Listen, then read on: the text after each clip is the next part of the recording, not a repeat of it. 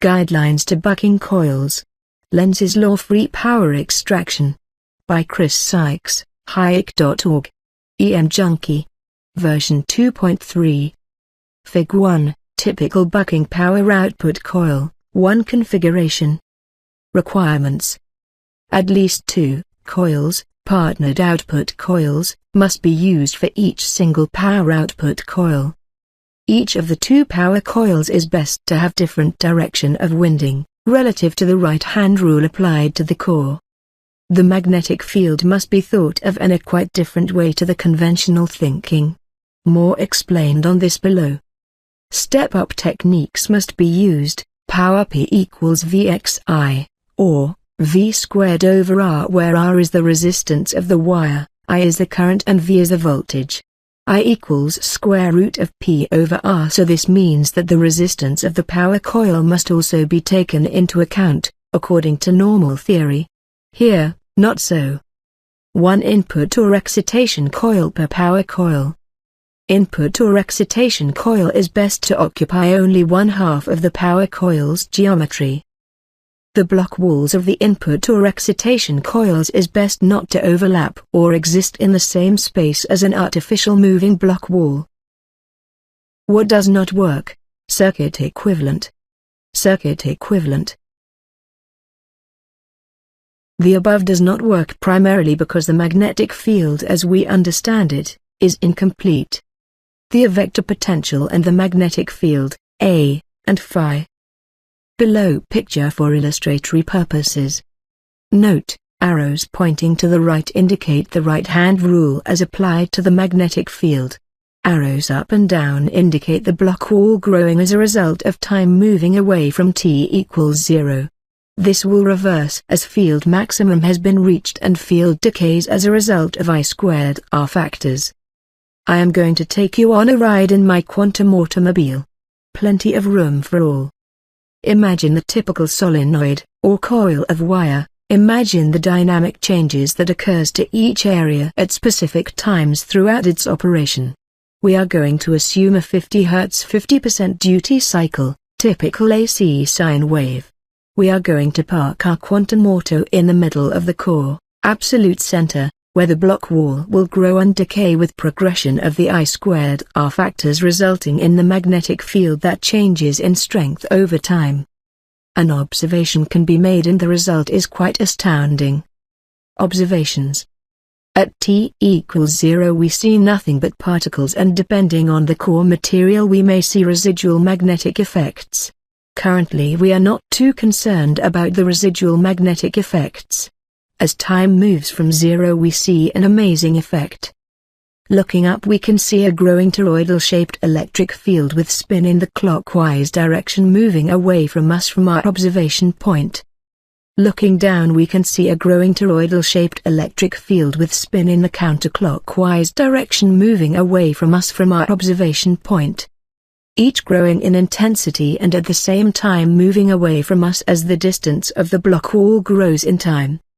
Now we move our quantum auto, and move it out to the perimeter looking sideways at the same coil. What do we see now? The point of this exercise. At this stage it is obvious that we have a difference in effects from our observation point. From outside we see 2 toroidal electric fields that permeate all space, growing and moving away from each other with equivalent spin direction, or what appears to be the same direction. From the standpoint when we parked our quantum auto at the center of the block wall, we saw the opposite, non-equivalent spin directions on each toroidal electric field and each toroidal field moving away from each other. The point here is that placement of coils is important. What a coil sees as a result of its placement can change the entire operation of the device. Not only the placement but also the direction of turns is important if it is placed on the same core as the input coil. Turn direction is the difference between a dead short in the device and not shorting the device and accessing another effect that some may not have seen before. Experimental results. I just want to say, the above is all from experimental results. It's not all conventional, and to some, it is absolute blasphemy. But it's tried, tested and true. We must understand the magnetic field as is shown above. Firstly, understanding the A vector potential and its partner phi is critical. A is the electric component of the magnetic field and phi is the magnetic component. The right-hand rule can be applied to the field and an induced current and voltage can be predicted. The right-hand rule. In magnetics it is well known that the current and the magnetic field follow the right-hand rule and the voltage is in the reverse. The block wall. It is very important to understand the block wall. Naturally occurring and naturally induced. I encourage experiments with the block wall. I have a small iron lamination with a hole in one end and I have cut it in half and made it into an arrow shape on the end. It's tied to a small piece of wire and I wave the iron lamination over the block wall. The lamination will jump over the block wall with extreme reluctance. It's as if there is an invisible wall of force that the iron lamination can only reluctantly pass. An example of both naturally occurring and naturally induced block walls is shown below. Red arrows, naturally occurring block wall. Orange arrows, naturally induced block wall. Another experiment, take 10 or so permanent magnets of the same size. Check for the block wall on one permanent magnet, its size and location. Then add another permanent magnet on top, in attraction mode. Then measure again the size and location of the block wall. Repeat by adding magnets. A similar experiment can be made by using a variable DC power source in a high inductance coil, slowly turning up the voltage source. In this experiment, you will see the block wall grow, and also increase in intensity. However, its location won't move as is described above. The transforming effect. It's a very confusing subject. Science tells us energy cannot be created or destroyed. But yet, at the same time, we have electricity devices called electric generators. Electric generators generate electrical power and supply it to our homes and businesses and so on. Generate definition, the production or creation of something. The definition of generation implies creating energy from nothing, which science tells us we cannot do. So is this subject already mystical voodoo science? Generator definition. A person or thing that generates something. A routine that constructs other routines or subroutines using given parameters, for specific applications. A point, line, or surface regarded as moving and so notionally forming a line, surface, or solid. A dynamo or similar machine for converting mechanical energy into electricity. Herein lies a very serious problem. It's not brought up anywhere as far as I can tell. This definition does not explain how mechanical rotational energy is converted into electrical energy on the output terminals. Energy in the form of mechanical rotation simply is not the actual causality of the energy on the output terminals. E.g. I could spend all day rotating a shaft and get not a single microwatt of electrical energy out of the shaft. Only with the correct configuration of conductors and iron stators and rotors will I get output power. So mechanical energy is not the source of the energy generation. It is the silliest assumption I have ever heard in my entire life. I can't believe this is still an assumption that science is still trying to lay out on people as the primary source of conversion. See Lenz's law for more information. Mechanical rotational energy is only a partial requirement of conventional electrical generators, because of Lenz's law. Lenz's law creates resistance to mechanical energy in the generator and more mechanical force is required to overcome this resistance. See the Lenz's law section for more information.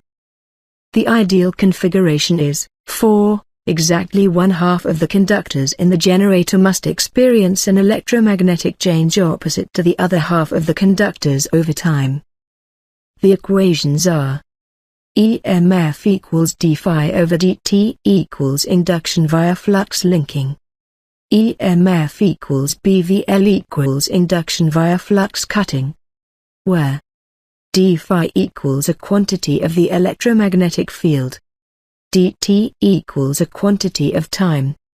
B equals electromagnetic quantity. V equals velocity.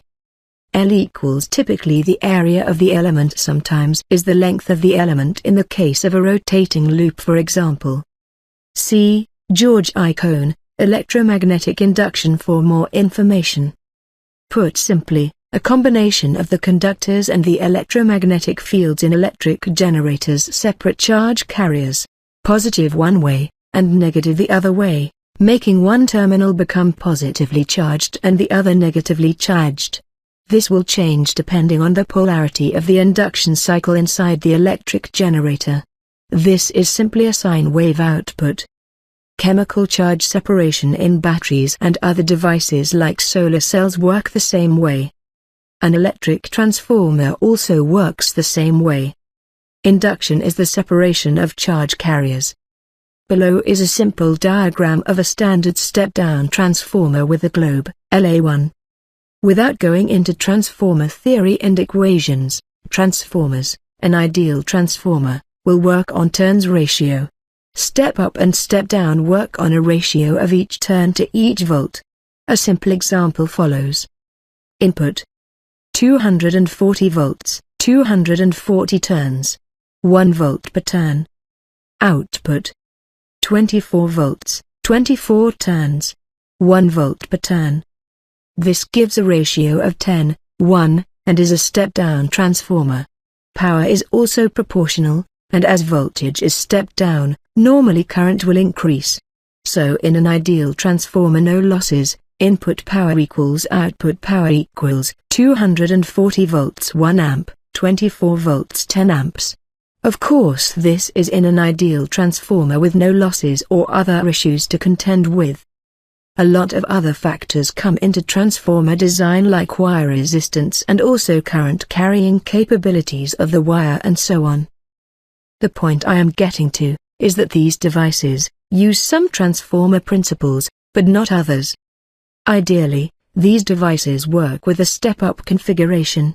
1:3 is a common ratio. That's 1 turn on the input to 3 turns on the output. Current, as you may think, is not stepped down as a result of the voltage being stepped up.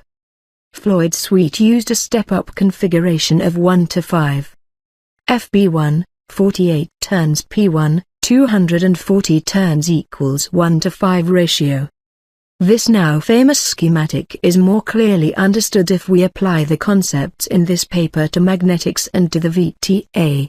By definition, the VTA is a triode. By definition, it gates the vacuum, and as a result of the properties described in this paper, it does amplify. I have studied Floyd Sweet and his VTA for some 15 years. It took me around 10 years to get an idea on what it was about and 5 or so years to experiment on. I was given the original lab notes from the first generation VTA, Revision 1 and Revision 2, by an anonymous source. In the lab notes the pages were labeled randomly and it appeared as if some pages were missing. I did not know for sure, but that's what it looked like. Please click here to see the original lab notes transcribed.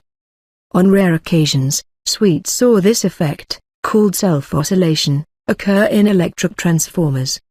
Ref. Gene Manning, A New Physics for a New Energy Source, Free Energy, Making the Impossible Possible.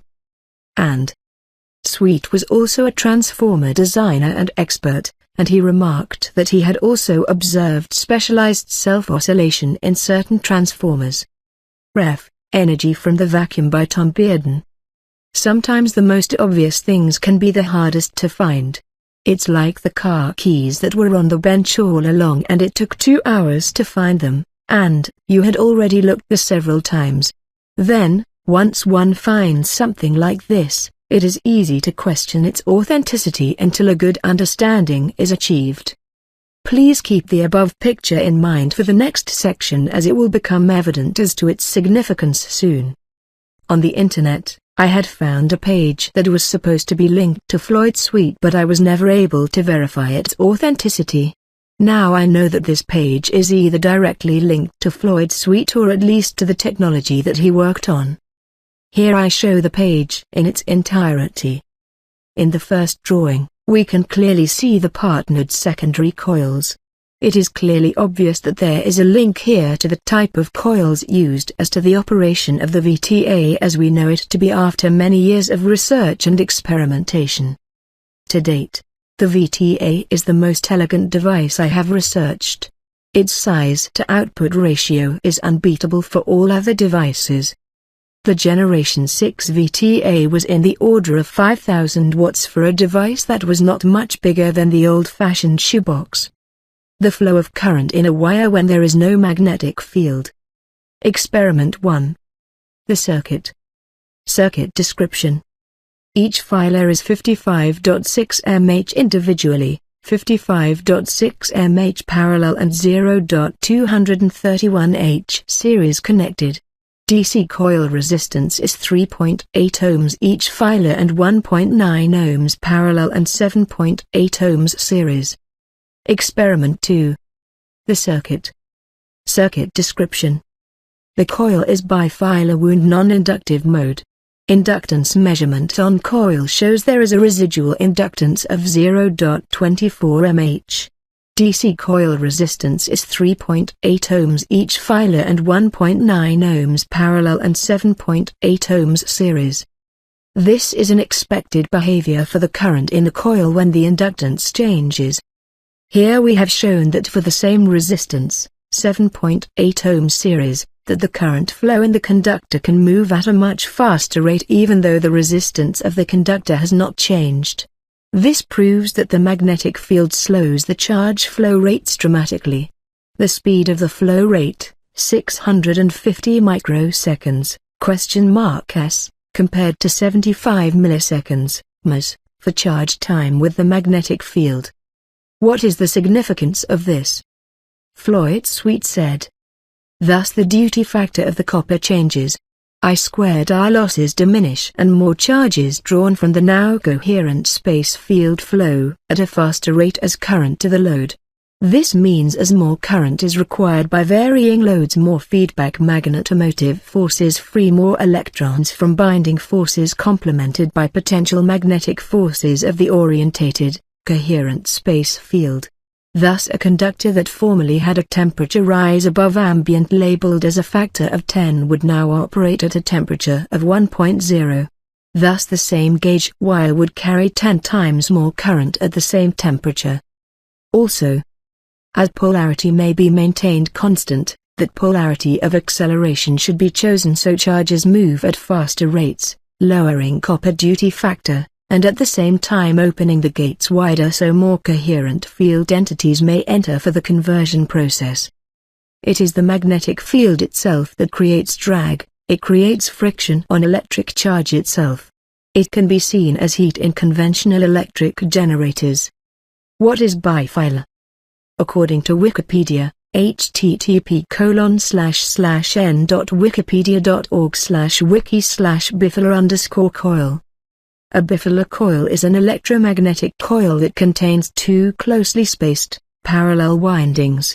In engineering, the word bifilar describes wire which is made of two filaments or strands.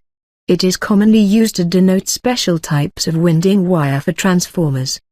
This means that the term bifilar should not be used for these types of coil arrangements, because, by definition, it's not correct. However, as is commonly done, terms are loosely thrown around.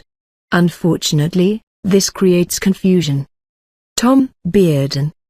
Tom Bearden is, and always was, mostly right. The problem is that his idea on the conditioning of the magnets is simply wrong. As I have seen to date, confusion sets in and it's hard to get it all right. I would like to quote from Tom Bearden. 6. Investigative experiments to explore Bucking force fields which neatly zero-sum would have almost immediately revealed highly anomalous behavior of materials and circuits. Such simple investigations of zero-vector force field summation do not seem to appear in the Western literature at all, so far as can yet be established. With the single exception of the Aharonov bomb effect, which has finally been proved after 27 years of controversy, and Hooper's work which was obscurely published. Something very much like that, together with quantum mechanical ideas, would have had to be applied to explain the operation of the Moray device. Note that every one of the suppositions above was available to any thorough Soviet search, and the Soviet scientists certainly made the search more massively and thoroughly than has ever been done before or since. Since the evidence is overwhelming that the Soviet scientists developed electrogravitation and scalar M weapons, it seems logical that their search succeeded along these lines or similarly. Ref. http://www.genea.org/books/analysis/history.htm. Now to some specific issues. Yes, my insight did keep growing. At first I took the results of experiments such as by Hooper, with opposing ordinary waves. The effects of the cow for the coils were a puzzle, but it seemed that sometimes the opposing normal waves would give some G effects, and more often they would not. What I did not realize for some time was that the longitudinal wave can be regarded as a superposed wave, anti-wave, via a single SWZ wave pair. This agreed with Whittaker, and also now offered a sudden inspiration as to when we got the G effect and when not. We were dealing with 4 waves, not 2, in the opposing ordinary waves. We had 2 opposing normal waves and 2 opposing anti-waves, with the wave-anti-wave coupling. 2 ordinary waves 180 degrees out of phase would certainly cancel, spatially, their amplitudes, as is well known in RAM materials and structures, but would not cancel their energies. The 2 anti-waves would do likewise, spatially. The point then became, so what would happen in the time domain? Here we got a shocker. The 2 anti-waves would cancel each other's amplitude spatially, and would add energies. But looking at the action, energy x time, aspect, their energies exist in negative time. Well, this meant that the anti-wave action would come out negative, and would then cancel the added positive wave action because ut plus E or T equals 0. Therefore the sum of the whole mess was 0. Bummer. We wound up with everything just vanishing, wherein all the action, angular momentum, seemed to vanish. Well, this showed that the notion of simply having waves 180 degrees out of phase of itself would not give gravity effects. So that's why mostly the Hooper approach didn't seem to do much. But if one added nonlinear materials to the core, then one broke the linear cancellation. Once in a while, if one got it just right, one could get some spooky gravitational effects. So that was a real clue. Ref. http://www.genea.org/correspondence/072796.htm. I'd also like to point out the patents and work of Hooper. Hooper seems to be the only physicist who ever methodically investigated M stresses, structuring of those stresses, and the gravitational implications of those stresses in the laboratory. Ref. http://www.genea.org/miscellaneous/interview1991.htm. Tom Bearden has shown diagrammatically what he was talking about above. Simply, two electromagnetic waves, each opposing each other. A wave and its anti-wave, A1 and A2. Ref. http://www.genea.org/techpapers/sweetpercent201991/sweetpercent20001991.htm. I quote from Tom Bearden's website. About 7 years ago, the author was privileged to see and examine an invention of Mr. Floyd Sweet that produced about 6 watts of electrical power from the vacuum itself. This remarkable device, which the author dubbed a vacuum triode, in a single unit utilized most of the scalar M concepts the author had so painfully and slowly formulated over the years. Sweet, a brilliant inventor with a remarkable knowledge of magnetics, had utilized barium ferrite magnets and special coils to produce a solid-state device that successfully tapped the vacuum energy. Please take note, special coils. Please note, for the purpose of this document, I have set the text special coils to bold and underlined. I also would like to quote from the same page, as is well known, a stress can be decomposed into opposing sets of forces. If the reader has not seen the video, Radionics at a Distance, please invest and watch this video. Portions of this video are by far the best work of Tom Bearden. In conjunction with the Whittaker papers, as Tom Bearden has always stated, wave and its anti-wave must be paired. Scalar wave. This term scalar and how so many loosely use it, as if it's magical, is very frustrating for me. Again, it's a definition that's so loosely thrown around that not even 2 out of a million people could get the same answer, let alone it being the right answer. It's slang terms for a wave, anti-wave pair. Definition. A wave pair, wave/anti-wave, that sum to vector 0. Stress wave. A wave that stands in place. Very simple, no complexity to this. However, the term scalar was used in history to mean, of a quantity, having only magnitude, not direction. As with all waves, the magnitude must change with time if one is to define the wave in the Cartesian coordinate system. Simply, x, y and z relative to time t. Lenz's law. Lenz's law directly is responsible for the conservation of energy. A long history is behind this, and without a doubt is a very interesting subject to study. What is Lenz's law? Lenz's law states, a law stating that the direction of an induced current is always such as to oppose the change in the circuit or the magnetic field that produces it.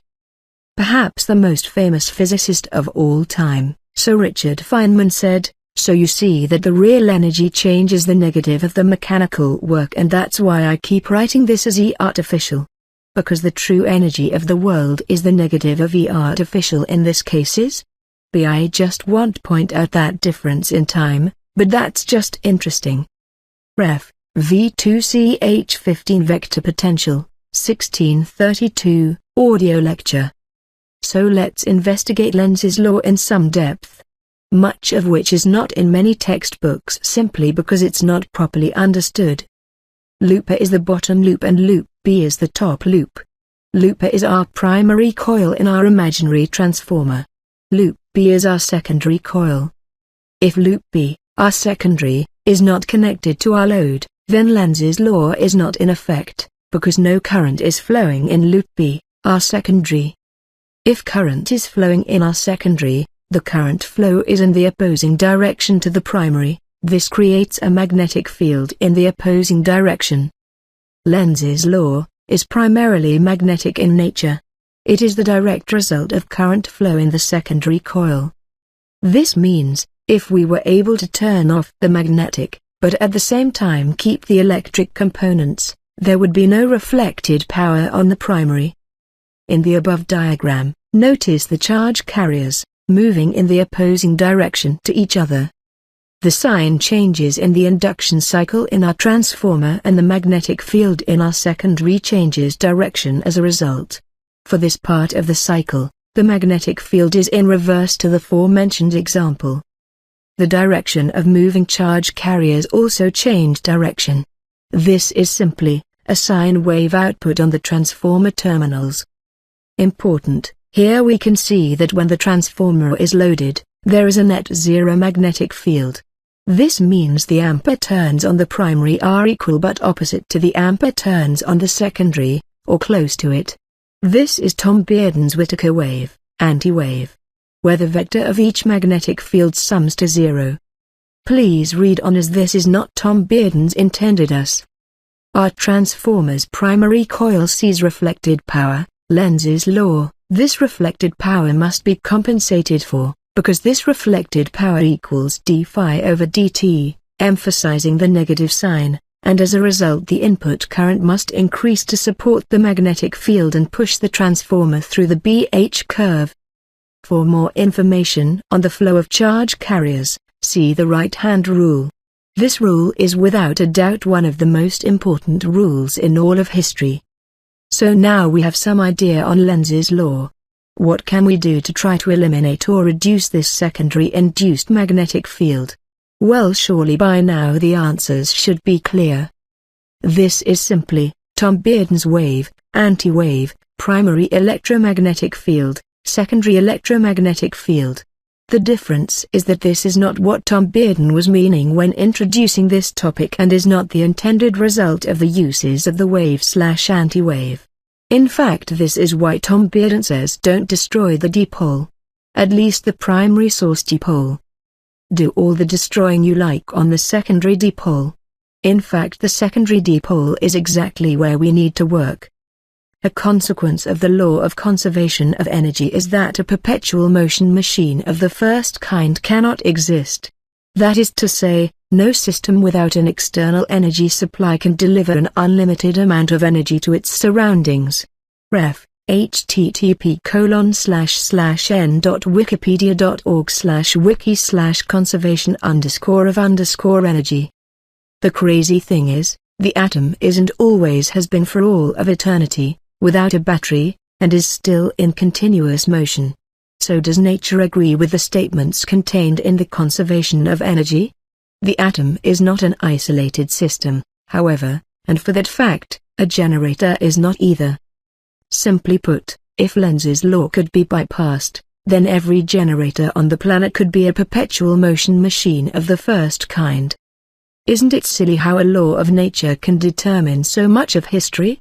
Yes, the conventional way of thinking does limit us to Lenz's law restrictions in our generators, but it's only because we have not been smart enough to allow this to change in history.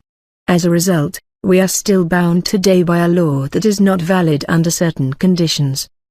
Question: why is a magnetic field not detectable in every piece of matter in the universe? Answer: because its neighbor, and its neighbor and all the neighbors around them all cancel each other out. Does this sound familiar? Only when an alignment process, magnetization, occurs, does all the atoms align, spin up and spin down, and that then exhibits a magnetic field in matter. Also, noise cancellation, it works the same way. An anti-wave cancels with a vector sum of zero the wave in the opposite direction, which can be considered the initial wave. Wave, anti-wave pair. Remember, in this technology, this process can only work if current is flowing in the partnered output coils. Interestingly, the world's most efficient generators are 98 to 99% efficient. This means that 100% of rotational shaft energy, with a 1 to 2% loss in friction, heating and other losses, and the other 98 to 99% are the effects of Lenz's law creating drag on the moving rotor to generate electrical energy. A very simple experiment. 1. Take a CRT tube TV, turn it on and try to get a solid color on the screen. 2. Place one small permanent magnet on the surface of the tube, securely. 3. Push another small permanent magnet, poles opposing, into the other small permanent magnet. Result: the magnetic field will be squeezed nearly to zero, no magnetic field. So what does work? Partnered output coils. Two coils working together. One input winding configured as described above and below to excite the output bucking coils. Like was mentioned above and in more detail below, the area where the block wall moves in time must not align.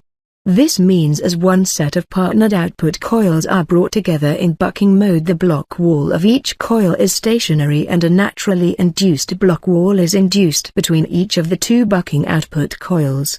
This naturally induced block wall moves in time with the field.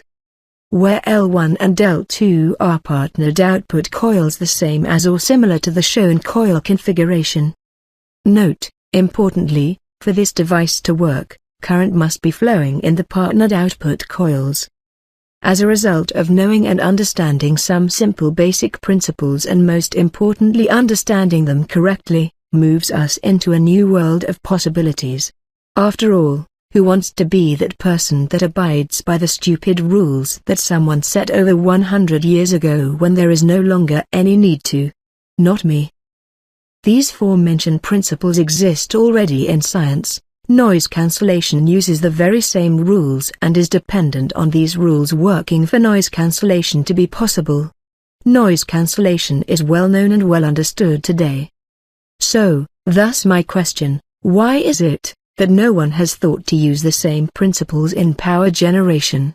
Essentially it is the same thing, an electromagnetic field growing and decaying in intensity, d-phi over dt, is the same thing in terms of wave cancellation or noise cancellation. This was my first device that shows the effects, 2010-11, see links table below. And this was my second device. I was able to achieve COP equals 1.7 on this device. I seem to get a better result if the input is resonated, for example, LC tank. I believe this is due to feedback and or feed forward in the coils. There seems to be a time constant in the magnetic fields of the partnered secondary coils that appear to play a factor in the operating frequency. Other devices that have used this configuration. There are many other devices that have shown this configuration of output coils. I will try to cover the best devices I have been able to find. As I have learned over my years of research, this technology is not new. Many people have come across or rediscovered from their own experiments and used this technology to access electrical energy without conventional restrictions and use it for useful purposes. This technology is not meant to be owned or controlled like Paul Raymond Jensen said. Thomas Henry Murray. Ref. Thomas Henry Murray. The Sea of Energy. Excerpts of technical factoids and illustrations of the Murray Radiant Energy Receiver. The tuning in consisted of stroking the end of a magnet across two metal projections protruding from what I referred to above as being a magnet. After tuning in for slightly more than 10 minutes, the key was put on the operating post and the light appeared immediately. Ref. Thomas Henry Murray, click here.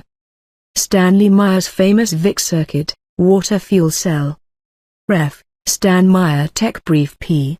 83. Stan said, just add more turns on the charging chokes, so he was fully aware of this technology. Click here. See minute. 38 hours 16 minutes. Paul Raymond Jensen, the UDT transformer. Please read Paul Raymond Jensen's description of how his device works. Click here. Floyd Sparky Suite, VTA. Which with a partial redraw is this. Earl Koenig electrical circuit for inductance conductors, transformers and motors. Ref. U.S. Patent. US 4806834. Gennady Markov, bidirectional current transformer. Alexander Frolov toroidal over unity generator. Andriy Melnichenko, ferromagnetic free energy generation. In the above device, one can see that the direction of turns is not reversed but results are still possible. Effectively, the magnetic fields of each half of the device still oppose as a result of the wiring difference. For this reason, Andriy needs a rather large gap in his cores so a short circuit is not created in his device as a result of the A-vector spins on the core and the dynamic movement of them. Miss Hale 1971, Free Energy Transformer. Vladimir Yutkin. Bill A. Leck, Smart Pack. Loose coupling. All my experiments to date point to loosely coupled devices working better than tightly coupled devices. However, in saying this, some of the aforementioned devices are tightly coupled. My best results have been from loosely coupled devices. For example, in the below device, I built, the core laminations were loosely coupled in the video. I rebuilt this device and tightly coupled the laminations, like a transformer, laying one over the other, lining the holes up and filling the space with another lamination that was opposite to this on the other side. I was not able to make the device work the same. In the above device, I had a split core. The core was gapped by small plastic spacers. Much like as is shown in the Andriy Melnichenko device above but much smaller. Loose coupling basically means that the input is gapped ever so slightly, or that there is no direct path of magnetic coupling from input to output. For example, a transformer is tightly coupled but some transformers can have a loosely coupled secondary path. An example of this is Paul Raymond Jensen UDT transformer. You can see that the primary P1 is on the middle leg is gapped at the top by a small factor. This gives the device a loose coupling from input to the output, S1, and feedback coils, S2. Loose coupling in Bill Aleck's device is in the form of secondary set of cores on the output. Marked in red is the primary cores and the arrows indicate the flux direction at T equals random. The bigger core is the secondary core, and this is where the opposing fields, or as Bill likes to put it, opposing MMF lies, like in the following diagram. A requirement is, current must be flowing for this to work. If current is not flowing, the device will not work as is described. This is true for all the devices that use this technology. Success, failure. I have spent many hundreds of hours, possibly more like many thousands of hours working on this technology, and today, I still do not have all the answers. For some reason, it is very hard to grasp fully, confusion very easily sets in, and next thing one knows, you're not even working on this technology anymore. I have never experienced anything quite like this type of confusion before. For every one device that works, expect 10 devices that don't. But, don't give up, keep trying. I have tried to the best of my ability to lay out here the basics. To explain how I see this technology working. In saying this, I may be wrong and it may work a totally different way. But I base all my information on experiment, and to date, I have never seen an experiment that has been done several times show incorrect information. I think, to really make sense of this technology, one has to think in terms of Lenz's law and how it can be bypassed. Or if one wants to look at this from another angle, like Paul Raymond Jensen said, an alternate explanation for the current gain in the UDT is to consider each secondary winding as acting as the primary winding for the other secondary winding when an output current is drawn, because the two secondary windings generate geometrically opposing fields. Coil winding and the direction of the turns. Important, simply just taking a few standard coils off the shelf may give you some promising results under certain configurations, but beware. The actual winding direction of one of the partnered secondary coils is best to be physically wound in the opposing direction to the first. Simply flipping over one of the coils is not the same thing. Here are two identical coils, one flipped over from the first. Clearly you can see here that the winding direction is not reversed. However, results can still be achieved in this configuration. In the next picture I show true winding direction change. Thus, the winding direction is now truly in reverse to the other. This is really important to understand, as this can create a lot of confusion in its own right. Many people will ask, why are you saying this? It's total rubbish and not valid for any real reason. I say, if only that person understood real magnetics and real physics. Apply these ideas to this diagram. Answers are clearly evident once one brings the time domain into account. Each partnered secondary coil could be thought of as sitting in the space of each half of the above depicted core. North and south marked with N and an S, block wall in the middle, and each part of the field, a vector potential, moving, one half up and the other half down. Again, it is critical that current be flowing in the partnered secondary coils for this device to work. Floyd Sweet said, if the directions of the two signals are such that opposite H fields cancel and E fields add, an apparently steady field will be created. The energy density of the fields remain as calculated above, but the value of the E field will double from E over 2 to E. And inversely. Similarly, if two signals flow through each other in such a way as to give the appearance of a steady magnetic field as a result of their E field cancelling, it is easily shown using the above equations to cancel out H and C. Key concepts to this technology. The most important key to this technology is simply, there must be two distinctly separate coils, or partnered output coils. This part is critical. The second part is simply that, each output coil must act in opposition to its partnered secondary. For this technology to work, the magnetic field component must cancel and the electric field component must add. One partnered output coil is a generator, charge separation, for the other partnered output coil. Like was shown above, in the lens's law section, magnetic fields of each conductor oppose each other. This is because the charge carriers in the conductors each move in opposite directions. The same as how an electric generator and also how a transformer works. The only difference is, we have our secondary output coils generating currents simply by carrying their own currents, which is the goal in the first place. This is feedback. Magnetic gating. This section is a work in progress. However, in saying this, I think it is very important. We know that Stanley Meyer and also Floyd Sweet used diodes in their devices. Also other devices like Andrei Melnichenko's device use a diode to switch on the partnered output coils under one polarity. Important, the Bohr space inside the coil of one of the partnered output coils will oppose the magnetic field, gating this space into an off position for any change in magnetic field. Stan Meyer's diode marked in red. Floyd Sweet's stud screw diodes marked in red. Also very important to note, Floyd Sweet used a HP 211A square wave generator in his Generation 2 VTA. Shown below, also marked in red.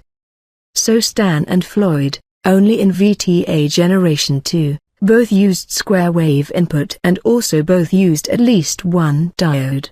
Is this just a coincidence or is there a very good reason for this? I think, by studying Stanley Meyer's diagram and a few simple experiments, answers become clear.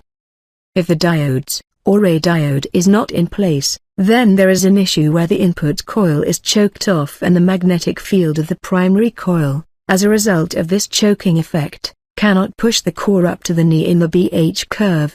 However, this technology does not move through hysteresis, BH curve. This is really important to understand.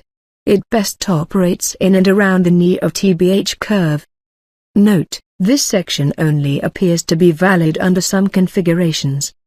Again, results can still be achieved without this realization.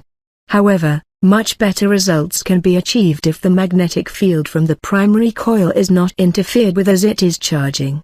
Please see the previous section, the flow of current in a wire when there is no magnetic field, where I show the charge times and how this can be affected by the magnetic field. So, how does this work then? Well, once the magnetic field has reached its maximum, which is a result of voltage applied to the inductance, the wire's resistance and voltage, Ohm's law, then just like in the Bedini works, the magnetic field collapses when the DC input is switched off. The polarity changes and the collapsing field switches on the diode, and then the partnered output coils are used to do their magic. And again, it's not magic, it's very simple science if one thinks about it the right way. Concepts already well explained by distinguished people in science. History of bucking coils. Through history, bucking coils have been most popularly been employed in the audio field. The humbucking coil is possibly the oldest use of bucking coils that I have seen. Here are some basic examples. Ref. radiomuseum.org. Old bell ringers are also another old source of this type of technology. Old bell ringers may be possibly older than the humbucking coil. Here are some pictures. It is interesting to note, Lester Hendershot used one of these in his device, the Hendershot generator. Also similar to the old bell ringers are the tattoo gun. Another source of the bucking coils is used in a buck transformer. Important, in the above examples, it is quite obvious that just because the term bucking is used, that these devices do not necessarily work as we require. Like I said before, expect 1 in 10 devices to work until a proper grasp of this technology is developed. Once the right conditions are met, all of which are described in this paper, then this technology does work. The magnetic fields in the partnered output coils. To be clear, and to be correct, in all of this paper and all other places where we read about two electromagnetic waves, 180 degrees out of phase, cancelling, due to their vectors summing to zero, does not mean there is no longer any magnetic field component. It simply means that the magnetic field components are confined to the space that the electromagnetic wave pairs exist, or in our case, the space in which our partnered output coils exist. There is still the A vector potential and the magnetic component, phi, and there is still a time constant in the charging of these partnered output coils. One of the simple experiments I have done is to have one bobbin, with dual coil placements, wound with a partnered output coil configuration and spin up a rotor with permanent magnets past the partnered output coils. Result, no or next to no Lenz's law, and at the same time, electricity is generated, or a better way to look at what is going on is charge separation. For a total cancellation to occur, each wire, in each partnered output coil must exist in exactly the same space as the other. Of course, this is impossible. So total cancellation is also impossible. Also, the properties of the wires must also be exactly the same. Slight imperfections in part, or parts of each wire will also reduce total cancellation. When does an input coil become an output coil? I have to admit right up front, I believe I still don't quite fully understand this section, but I feel it needs to be mentioned. Walt Rosenthal said, the VTA likes to always see a minimum load of 25 watts. There is a very good reason for this statement.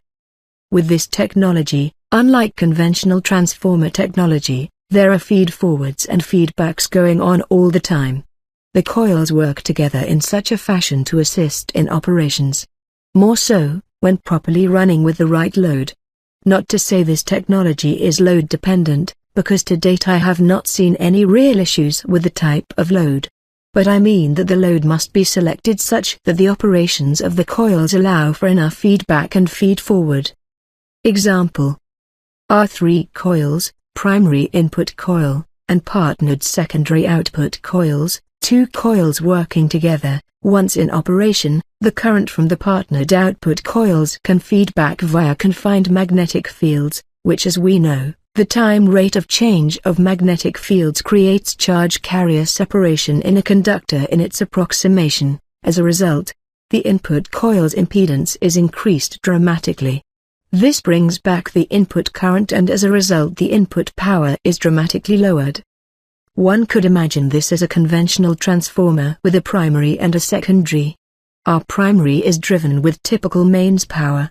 We load the transformer. Our load just so happens to be another power source. This power source is adjustable power and frequency, so we can get a phase lock on the input. Then we turn up the secondary, and at a point, the input power is reduced simply because we have a source of power returning back to our transformer with the right phase and power levels to increase the impedance of the input coil. This will in turn lower the input power. So we can now see why the load is important. Enough current must be flowing in the partnered output coils to operate. Once operating correctly, the input power is reduced. This is a simple case of applying Ohm's law. V squared over R, where V equals voltage, R equals resistance. The product of this equation is power, P. Current, IV, voltage normally equals power unless there is a phase angle difference between the two. Current is what creates the magnetic field. With no flow of charge carriers, there can be no magnetic field. With no magnetic field there can be no charge separation. Again I stress, the magnetic field is the A vector potential, and phi, the magnetic flux. So we can have a vector cancellation, but these components still exist in the coil's immediate space. The magnetic field. It should be realized that any system that uses electric or magnetic fields are open systems, meaning they are directly connected to the ether. Nature, equilibrium, will always try to bring any system out of equilibrium, back into equilibrium, or else the universe would fly to pieces, nothing would exist for long. Thus, it is nature that gives us things like the magnetic field, to bring moving charge carriers back to a state of equilibrium. When I started researching free energy and anti-gravity, I was lucky enough to see a direct connection to the magnetic components and free energy, that there was a direct link. It appeared as if free energy came from the magnetic component and not the electric component, that somewhere the laid a totally new source of totally different type of energy not May had seen before, and that it was amazingly powerful. Well, I found out that only some of this is correct. It took me a long time to see that there was no new form of energy. That it is an adaptation of the already known energy we have today. But just that some of its characteristics are different because of the conditions that it is transformed under are different. Let's look at an example. Conventionally, just as there is a time constant to charge a conductor, there is a time constant to generate, or a better description, to separate charge carriers in a conductor. All the same rules apply: impedance, inductance, resistance, which sort of falls under the impedance field, and time. Take a big coil, big magnet, a light as a load, and swipe it past the coil such to light the light. It takes time to separate the charges, and as a result this time can be seen in the lighting of the load. It takes time to light the light due to the impedance of the coil. Inversely, in this technology, once applied correctly, as is shown above in this section, the flow of current in a wire when there is no magnetic field, because we have reduced the external influences of the magnetic field, we can now see these above-mentioned factors are reduced so low that they are negligible to the system. As a result, the human eye will see the light nearly immediately due to the coil's impedance being reduced right down. The control of magnetic fields opens doors to new possibilities in science that has not been fully realized to date. The use of magnetic fields to do amazing things is only now starting to be realized in simple devices. Arguments can be made, chicken or the egg, but once one realizes that this is a mute argument and actually an invalid argument, then one is able to move into the future of new possibilities in science. More work and investigation. Frequency response for the best output is hard to determine. There appears to be many factors responsible for the best frequency of operation. There is a lot I am still investigating here. I don't have all the answers yet. Summary. The free energy future is here now. Learn it, use it, share it. After all, it's been here for a long time. The problem is, the world is consumed by greed, selfishness, arrogance and outright parasitic individuals for which there is no cure. Good people need to take the steering wheel of life with both hands, with a grasp like it's life and death, and get back on track before it all ends in a train wreck. Knowledge and applying knowledge is freedom. Credit. So many people deserve credit. All of the aforementioned people and so many more. Clementi Figueroa, T. Henry Morey, Lester Hendershot, Raymond Cromrie, Stanley Meyer, Paul Raymond Jensen, Floyd Sweet, Earl Koenig, Alexander Frolov, Andriy Melnichenko, Miss Hale 1971, Bill Alec, and many hundreds more. Tom Bearden, John Bedini, many that do not wish to be mentioned. You deserve credit also for reading this document and taking part in this revolution, the awakening. This document is not complete and more information will be coming in the next version. Check doc updates above for new versions.